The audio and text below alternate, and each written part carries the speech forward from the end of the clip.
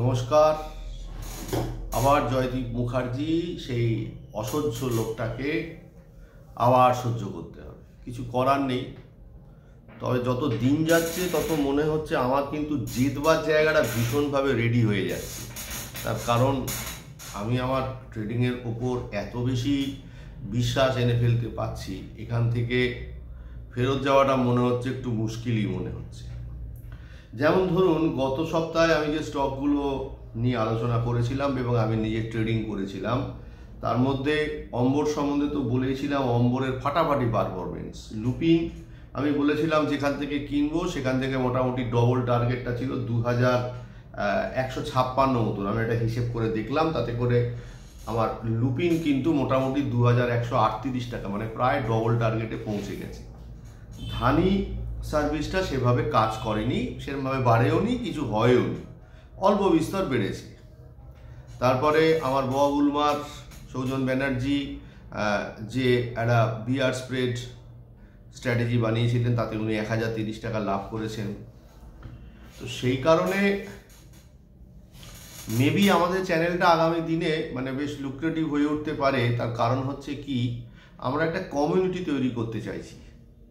যদিও এর আগে বিভিন্ন ভিডিওতে আমি আমার ধান্দাবাজি নিয়ে কথাবার্তা বলেছি, সেই নিয়ে আমার যারা কিছু মানে শুভানুধ্যায়ী তারা অবজেকশন জানিয়েছে যে এরকমভাবে ধান্দাবাজি কথাটা স্যার বলবেন না। তার কারণ আমরা আপনাকে খুব সামনে থেকে দেখেছি। তো সেই জায়গায় দাঁড়িয়ে আমি ধান্দাবাজির কথাটা আমি আর বলছি না। আমরা কমিউনিটি গড়ে তুলতে চাইছি, মানে হচ্ছে কি যে একটা সমভাবাপন্ন মানুষ যারা একটু ট্রেডিং করতে পছন্দ করে, মানে ট্রেডিং প্রকৃত অর্থেই ট্রেডিং ফর লিভিং, অর্থাৎ খুব সৎ উপায় ট্রেডিং করে বাঁচা, আর কিছু নয়। ধাপ্পাবাজি দিয়ে নয়, শুধুমাত্র শিখিয়ে নয়, বারবার প্লেনে করে চলে যাচ্ছে কষ্ট করে, কোথায় মেচেদা, কোথায় দার্জিলিং, কোথায় ব্যাঙ্গালোর, এই দৌড়ে দৌড়ে শেখাতে আসছে। কেন বলুন তো, কেন শেখাতে আসছে? ব্যাপারটা হচ্ছে যে এত মানুষের হেল্প করবার দরকার নেই, ও মানুষ নিজেরটা নিজেই খুঁজে নেবে, তাই না?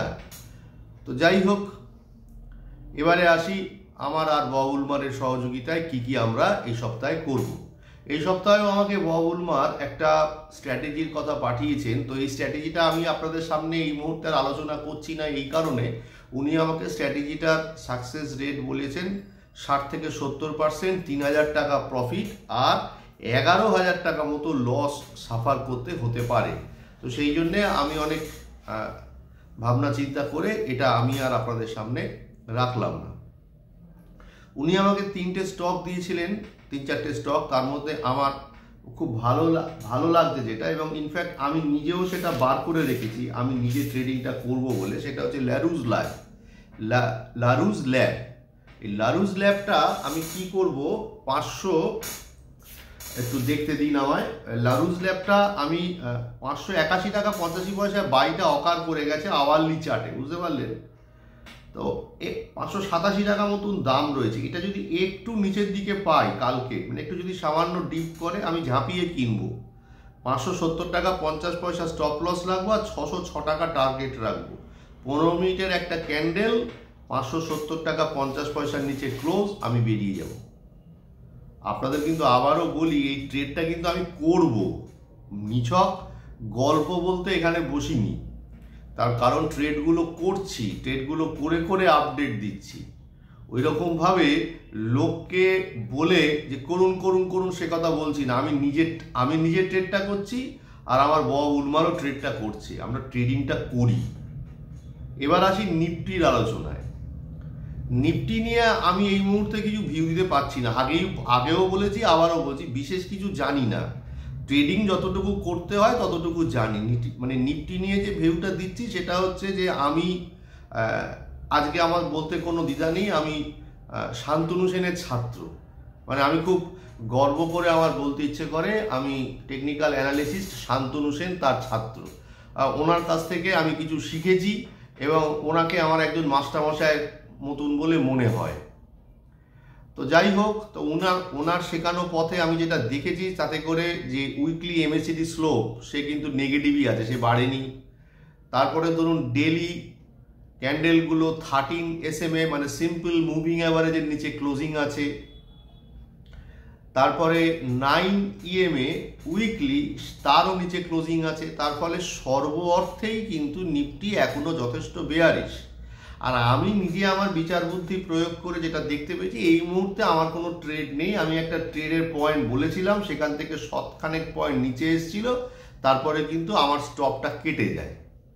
তার আগে কিন্তু 100 পয়েন্টের ওপর আমাকে দিয়ে গেছিল।